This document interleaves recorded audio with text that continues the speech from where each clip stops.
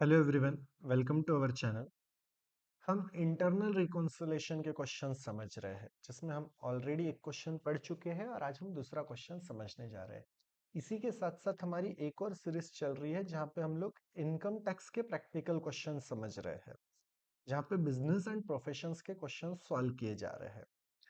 आप अगर Telegram channel और व्हाट्सएप चैनल ज्वाइन नहीं किया है तो नीचे डिस्क्रिप्शन बॉक्स में उनकी लिंक्स दी हुई है। आप चैनल ज्वाइन कर लेंगे तो आपको उनके भी नोटिफिकेशन समय समय पे मिलते रहेंगे और आपको वो चीजें मिस नहीं हो। अगर आप यूट्यूब चैनल को सब्सक्राइब कर लेंगे तो भी आपको नोटिफिकेशन मिलता रहेगा। चलिए फिर क्वेश्चन शुरू करते हैं। जब आप लोग इंटरनल रिकंस्ट्रक्शन करते हैं तो तीन चीजें बनाई जाती है, जिसमें से पहला होता है फंड फ्लो स्टेटमेंट, दूसरा होता है जर्नल एंट्री और तीसरी होती है बैलेंस शीट। जब हम फंड फ्लो स्टेटमेंट बनाते हैं तो मेनली फंड फ्लो स्टेटमेंट की दो साइड्स होती है, एक तो होता है सोर्स ऑफ फंड और दूसरा होता है यूज ऑफ फंड। आपको यहाँ पे सिर्फ एक लॉजिक याद रखना है, जब लाइबिलिटी डिक्रीज होती है तो सोर्स ऑफ फंड में लिखी जाती है और जब एसेट डिक्रीज होता है तो यूज ऑफ फंड में लिखा जाता है। उसी के साथ साथ यदि लाइबिलिटी इंक्रीज हो रही है, कॉमन सेंस है ना कि भैया इधर डिक्रीज हो रही है तो इधर लाइबिलिटी क्या हो जाएंगी, इंक्रीज हो जाएंगी। जो फंड फ्लो स्टेटमेंट बनाते हैं वो पूरा का पूरा इन एडजस्टमेंट्स के भरोसे बनता है, जो एडजस्टमेंट आपको दी हुई रहती है।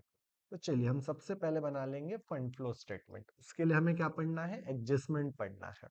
सो पहली एडजस्टमेंट में लिखा है paid up equity value shares and all the preference shares to be reduce to 5 rupees and 75 rupees. Equity shares को 5 रुपए तक रिड्यूस करना है, तो 10 को 5 बनाना है मतलब -5 करना पड़ेगा, और प्रेफरेंस शेयर्स को 75 बनाना है।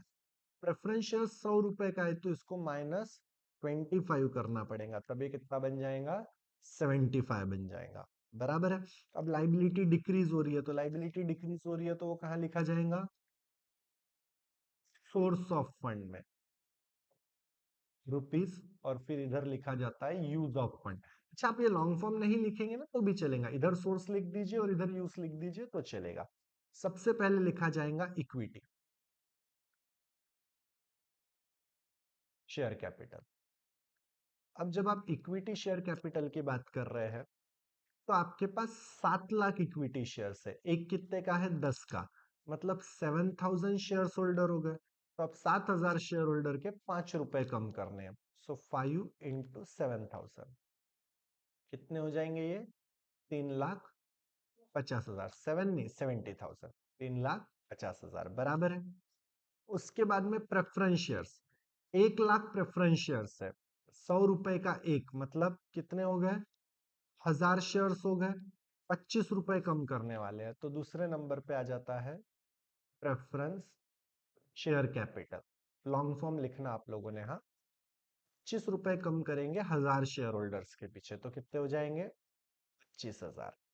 अब अगली एडजस्टमेंट पढ़िए, the rate of interest on debenture to be increase to 10%। यहाँ पे डिबेंचर देखिए 8% का है, बराबर है। और अब जो डिबेंचर आप लोग इशू कर रहे हो वो कितने परसेंट का रहने वाला है, 10% का रहने वाला है। लेकिन they have to surrender their share, 100 रुपए वाले डिबेंचर सरेंडर करेंगे और उनको उतने ही डिबेंचर दिए जाएंगे, एक डिबेंचर रहेगा 75 रुपए का। तो 100 रुपए वाले डिबेंचर को आपने 75 बना दिया, मतलब आप 25 रुपए कम कर रहे हो हर डिबेंचर के पीछे। अब आपको पता करना पड़ेगा कितने डिबेंचर होल्डर है, तो देखो 3 लाख रुपए है, 3 लाख रुपए के डिबेंचर है, यहाँ लिखा है एक डिबेंचर 100 का है करके, मतलब 3,000 डिबेंचर हो गए, बराबर है। और इन 3,000 डिबेंचर्स के पीछे आप लोग 25 रुपए कम करने वाले हो। सो डिबेंचर के 25 रुपए कम होने वाले हैं 3,000 शेयर होल्डर्स के पीछे, तो ये हो जाते हैं 75 लाख रुपए, सॉरी 75,000 रुपीज, ये भी हो गया, बराबर है। 3,000 इंटू 25, तो वो हो जाते हैं 75,000 रुपए, जो आपको यहाँ पे लिखे हुए हैं। उसके बाद में अगली एडजस्टमेंट पढ़िए, next number, third number, one of the creditor, definitely creditor हमारी लाइबिलिटी है तो उसी की बात हो रही है। So one of our creditor, जिसको कंपनी को 25 लाख रुपए की क्रेडिटरशिप देनी है, पैसा पे करना है, उसने बोला कि मैं अपना 50% पैसा भूलने के लिए तैयार हूँ। इतना बड़ा दिल, तो बोले 25 लाख में से मेरे 50% भुला दो, तो भुला दो तो भैया भुला देते हैं। सो यहाँ पे क्रेडिटर लिखेंगे, 25 लाख में से वो 50% भूलने के लिए तैयार है, मतलब 12,50,000 रुपए रिड्यूस कर दिए जाएंगे, जिसके लिए उसने शर्त क्या रखी है कि मुझे 1 लाख इक्विटी शेयर्स मिलने चाहिए, एक शेयर 5 रुपए का। आगे बात ध्यान में, टैक्सेशन लाइबिलिटी कितनी करनी है, 4 लाख रुपए की। ऊपर टैक्स कितना है, 3 लाख का। 3 लाख के टैक्स की वैल्यूएशन अब 4 लाख रुपए में सेटल हो रही है, मतलब लाइबिलिटी इंक्रीज हो रही है। तो लाइबिलिटी इंक्रीज कौन सी साइड में होती है, यूज में। तो यहां लिखेंगे आप टैक्स प्रोविजन। कितना रुपया, 1 लाख। 1 लाख कहां से आ गया, ये ऊपर टैक्स 3 लाख था और नीचे जो टैक्स दिया है वो 4 लाख है। आ गई बात ध्यान में। Preference shareholders agreed to forgo their rights for a dividend of 3 years। Preference shareholder अपने 3 साल का डिविडेंड भूल रहे हैं, तो क्या ये डिविडेंड लाइबिलिटी में लिखा हुआ है क्या, लिखा ही नहीं है, तो इसका आपको भी कुछ करने की जरूरत नहीं है। The value of current asset is to be reduce to 27 lakhs। अब देखिए करंट एसेट 35 लाख है और 35 लाख रुपए की वैल्यू अब कितनी बना देनी है, 27 लाख। मतलब कितने रिड्यूस करने पड़ेंगे आप लोगों को, 8 लाख रुपए का वैल्यूएशन आप लोगों को कम कर देना पड़ेगा, बराबर है। सो 8 लाख रुपए आप यहां से माइनस कर देंगे करंट एसेट।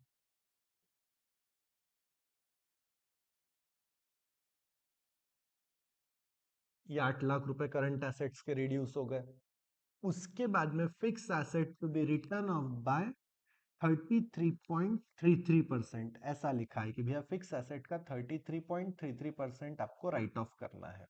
ये 33.33% निकालने के दो ऑप्शन होते हैं। पहला तो फिक्स एसेट है 15 लाख का, आप कैलसी पे इंटू 33.3333 ऐसे परसेंटेज लिखिए, जब तक आपके कैलसी पे पूरे 3 फिल नहीं होते तब के, और फिर परसेंटेज निकालिए। दूसरा ऑप्शन ऐसा है कि इसको डिवाइडेड बाय 3 कर दीजिए, मल्टीप्लाई नहीं करना है तो क्या कीजिए, 33.33 का मतलब होता है 1/3, तो इसको 3 से डिवाइड कर देंगे तो कितना आ जाएगा, 5 लाख रुपए। सो फिक्स एसेट के 5 लाख रुपए कम करने हैं, तो फिक्स एसेट के कितने कम कर देंगे हम लोग, 5 लाख रुपए रिड्यूस कर देंगे। आ गई बात ध्यान में। अब इसके नीचे और कोई भी एडजस्टमेंट अवेलेबल नहीं है। सो अब आप क्या करेंगे, सोर्स के टोटल कर लेंगे तो वो 17 लाख हो रही है और इधर की टोटल कम है, तो जो डिफरेंस है उसको नाम दिया जाएगा profit and loss account, 3 lakh. Default में बिना बोले जो डिफरेंस आएगा वो कहाँ एडजस्ट किया जाएगा, इस प्रॉफिट एंड लॉस अकाउंट में एडजस्ट कर लिया जाता है। आई बात ध्यान में। तो जो दोनों में फर्क था ये कहां से आया, ये डिफरेंस है, समझ में आ गया। इस तरीके से आप अपना फंड फ्लो बनाएंगे। अब फंड फ्लो बनाने के बाद हमें क्या बनाना है, जर्नल एंट्रीज बनानी है। तो जर्नल एंट्रीज कैसे बनती है ये देखते हैं। एंट्री करते समय हम लोग क्या करेंगे, टर्म्स देख लेंगे कि पहली एंट्री करते समय हमने कितना रिजर्व जनरेट किया हुआ है। तो यहाँ दिखा है कि आपने इक्विटी शेयर्स कैपिटल को रिड्यूस किया है 3,50,000 से। इसकी एंट्री करेंगे, number 1 equity share capital account debit to capital reduction account. कितना कैपिटल रिड्यूस किया है हमने, 3,50,000, तो वो लिख दीजिए। और आप नरेशन क्या लिखेंगे, बीइंग इक्विटी कैपिटल रिड्यूस। ठीक है, थोड़ा सा समय बचे इसलिए मैं थोड़ा सा स्पीड में चलता हूं। प्रेफरेंस शेयर्स कैपिटल आपने 25,000 से कम किया, so preference share capital account debit to capital reduction account. कितना रिड्यूस कर रहे हैं, 25,000 रिड्यूस कर रहे हैं, being preference shares capital reduce. ऐसा एक नरेशन आप लोग लिख देंगे। आ गई बात ध्यान में। तीसरे नंबर पे आपने क्या रिड्यूस किया है? आपने डिबेंचर रिड्यूस किए हैं। सो 8% डिबेंचर अकाउंट डेबिट। हाँ, यदि आप में से कोई बोले कि सर इसके पहले तो आपने पूरा कैपिटल लिया था, फिर उसको रिडक्शन को ट्रांसफर करके बचा हुआ, तो इन दोनों के साथ आप वो एंट्री करोगे ना तो भी चलेगा, कोई प्रॉब्लम नहीं है। 8% कैपिटल डिबेंचर अकाउंट डेबिट। कितने डिबेंचर है हमारे पास टोटल क्वेश्चन में? 3 लाख रुपए के। ये पूरे हमने कंपनी ने वापस ले लिए हैं शेयर होल्ड डिबेंचर होल्डर से। और इसमें से टू कैपिटल रिडक्शन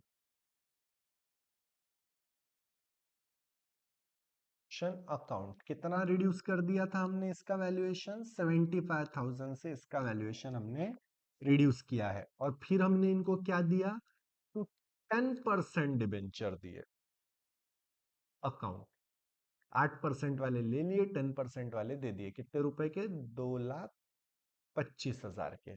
आ गई बात ध्यान में? तीसरी एंट्री बीइंग डिबेंचर रिड्यूस। खत्म। अब इसके बाद में चौथे नंबर पे आ जाते हैं। तो चौथे नंबर पे क्या रिड्यूस हुआ है? क्रेडिटर रिड्यूस हुआ है। सो क्रेडिटर अकाउंट डेबिट। जब क्रेडिटर अकाउंट डेबिट करेंगे तो क्वेश्चन में देख लीजिए आपके पास टोटल 39 लाख रुपीस के क्रेडिटर है। तो आप 39 लाख रुपीस लिख लीजिए। लिख लिए? इसमें से to capital reduction account. Capital reduction account में कितना लिखा है? 12,50,000। इसके बदले इन क्रेडिटर्स को हमने क्या दिया है? इक्विटी शेयर कैपिटल दिया है। दिया है क्वेश्चन में, देखो कि भैया he allotted 1 lakh equity shares of ₹5 each. तो इनको 1 लाख इक्विटी शेयर्स मिलने वाले हैं। एक कितने का है? ₹5 का, तो ऐसे 5 लाख। और जो बच गया वो अभी भी हमारा क्या है? क्रेडिटर है। तो आपको क्या करना है? कैलकुलेटर पे 39 में से 12.5 लाख और 5 लाख रुपए माइनस कर देने, तो 21,50,000 ये आपका अभी भी अवेलेबल क्रेडिटर है। बीइंग क्रेडिटर रिड्यूस, ऐसी एक नरेशन आप लोगों को लिख देनी है। ठीक है। अब यहां से तो चारों एंट्री हो गई, 1 2 3 4। अब पांचवी एंट्री कहां से करनी पड़ेगी? यहां से करनी पड़ेगी। तो फिर यहां से हम लोग हमारी फिफ्थ एंट्री करेंगे। Capital redemption account debit.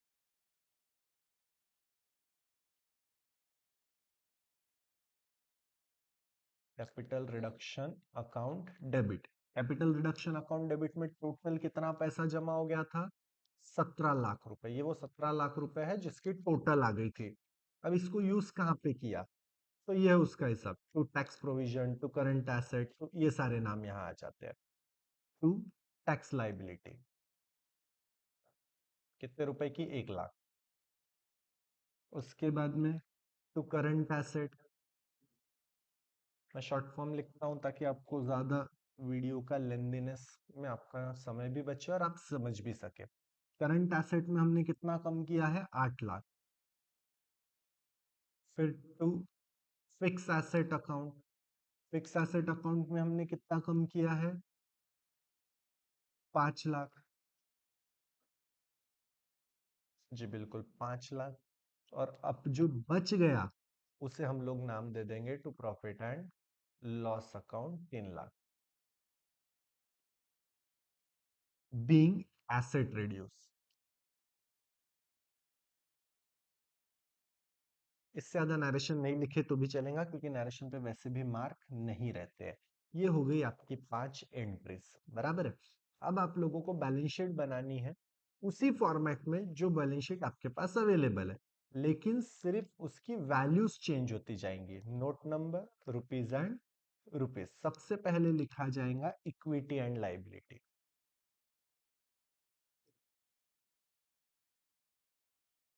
Equity and liability में सबसे पहला नाम आता है शेयर होल्डर फंड्स का।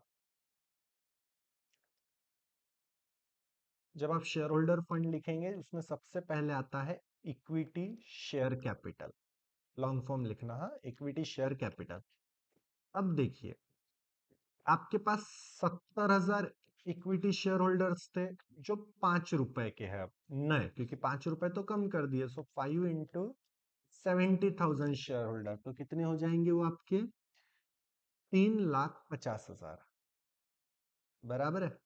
साथ ही आपने 5 रुपए के 1 लाख शेयर होल्डर इशू किए थे क्रेडिटर्स को, तो ये हो गए 5 लाख। ऐसे कुल मिला के आपके पास शेयर कैपिटल कितने का हो गया? 8,50,000 का। ये आपका इक्विटी कैपिटल है। इसके नीचे लिखिए preference shares capital. Preference shares capital में आपके पास 3,000 प्रेफरेंस शेयर्स है। 3,000 कहां से ला रहे हैं? ये यहीं पे लिखे थे ना हमने कि 3 लाख का कैपिटल है, 100 का, तो 3,000 शेयर होल्डर हो गए करके। प्रेफरेंस शेयर्स कितने? 1,000। अच्छा, डिबेंचर 3,000 है, तो प्रेफरेंस शेयर्स 1,000 है। एक कितने का है? 75 रुपए का। जब एक 75 रुपए का है तो टोटल वैल्यूएशन हो जाएगा 75,000 का। उसके बाद में आ जाता है करंट लाइबिलिटी,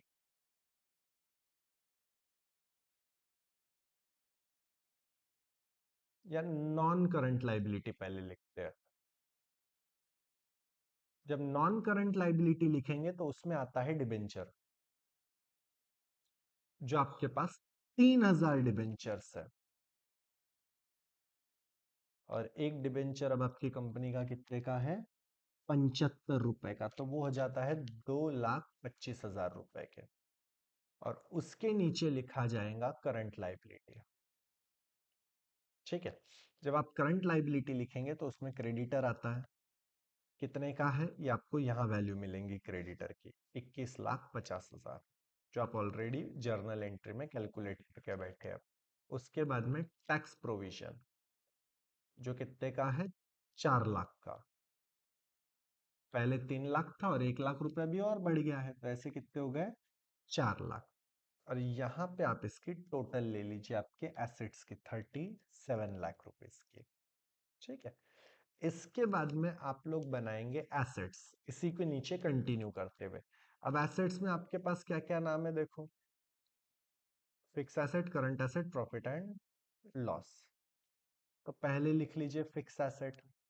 फिक्स एसेट आपके पास जो था उसमें से आप वैल्यूएशन माइनस करेंगे। जैसे कि आपके पास फिक्स एसेट था 15 लाख का, 15 लाख में से आपने रिड्यूस कितना किया है? 5 लाख, तो बचे कितने? 10 लाख, वो लिखे जाएंगे। उसके बाद में आप करंट एसेट लिखिए, जो क्वेश्चन में लिखा था कि आपको 27 लाख तक के रिड्यूस करना था, तो आपको 27 लाख तक रिड्यूस कर दीजिए। डिफॉल्ट में इसकी टोटल कितनी होगी? 37 लाख। सर ये 3 लाख रुपए क्यों नहीं लिखे हमने? क्योंकि ये जो 3 लाख रुपए है इसको तो हमने यहाँ राइट ऑफ कर दिया, 3 लाख में से 3 लाख चले गए, तो कितना बचा? 0, तो वो लिखने की जरूरत नहीं है। इस तरीके से आप अपनी बैलेंस शीट सॉल्व करेंगे। इसके अलावा भी अगर आपको कुछ नहीं समझा हो तो आप मुझे मैसेज कर देंगे, हम आपको वो भी चीज समझा देंगे। Thank you very much.